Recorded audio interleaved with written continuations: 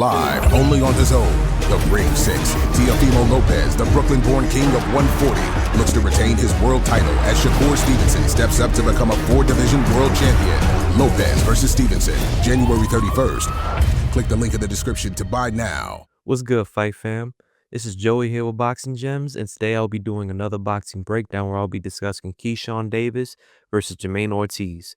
The full film study is available on Patreon if you prefer to see the visual breakdown alongside this analysis. With that said, let's break it down. Keyshawn Davis is a highly versatile fighter who can fight at all ranges in every direction. He's particularly skilled at counterpunching and setting traps through the use of the high guard, or by stepping out of range to entice his opponent to follow suit and tripwire his disengagement traps. In addition to that, Keyshawn has an elite lead hand that he uses in order to probe to control distance, blind his opponent's field of vision, or control their guard by pinning their gloves to set up his rear hand or safely exit at an angle, especially when his opponent heavily relies on the high guard. When he or his opponent closes distance, he's just as comfortable when fighting in the pocket using physical controls to manipulate his opponent's guard and balance, as well as controlling the space between him and his opponent in order to create offense or smother to end exchanges. Jermaine Ortiz is quite skilled in his own right. He's also a tremendous athlete who's capable of closing distance incredibly fast, making it difficult to time early on in the fight. He often sets this up through the use of feints and particular level changes. His methods of closing distance with offense typically consist of throwing triple or even quadruple jabs, swivel jabs, or initiating with his rear hand. When he does initiate with his rear hand, he often protects himself by firing an additional punch from the same side, which creates punch traffic, as well as often catching his opponents off guard where they usually back straight out towards the ropes. When he applies pressure, he often relies on an inactive high guard that he uses to block punches but can also set traps if his opponents get overly aggressive. When he's boxing off the rear foot, he often uses lateral movement in which he can set lateral traps, which follow the same concept as disengagement traps. Keyshawn isn't perfect.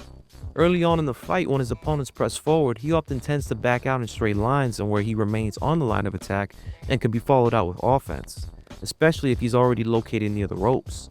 When he's applying pressure, he can at times get complacent with his footwork and cross his feet when coming forward, which can make him more susceptible to disengagement or lateral traps.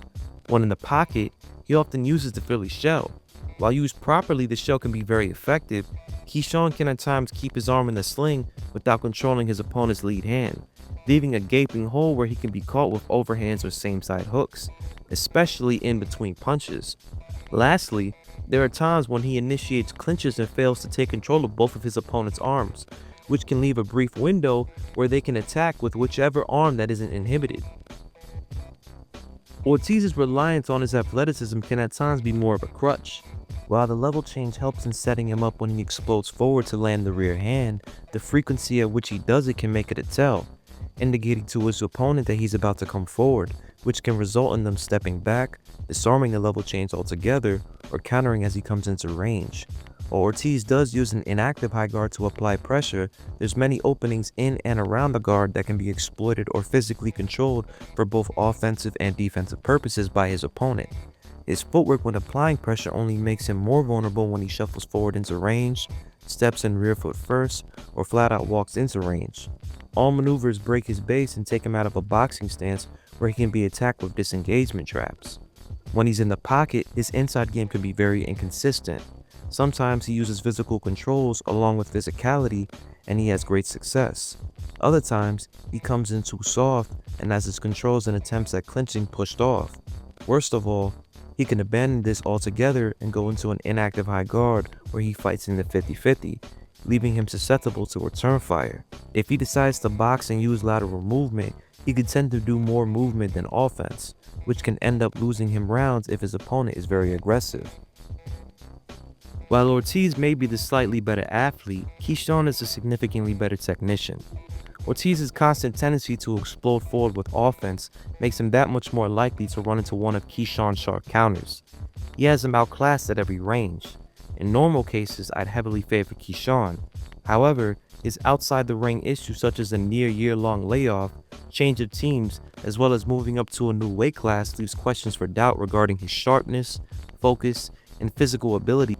Without knowledge of how he physically performs at 140, I would give Ortiz a good puncher's chance. If Keyshawn is as physically capable in the new weight class as he was at the previous one, I expect him to largely control the fight and win a UD over the lesser skilled Ortiz, though I wouldn't be surprised if a stoppage occurred. Let me know your thoughts in the comment section below. Thanks for watching. Fight fam. Boxing is called the sweet science for a reason. Every slip, every counter, every trap, it's all hidden in the details.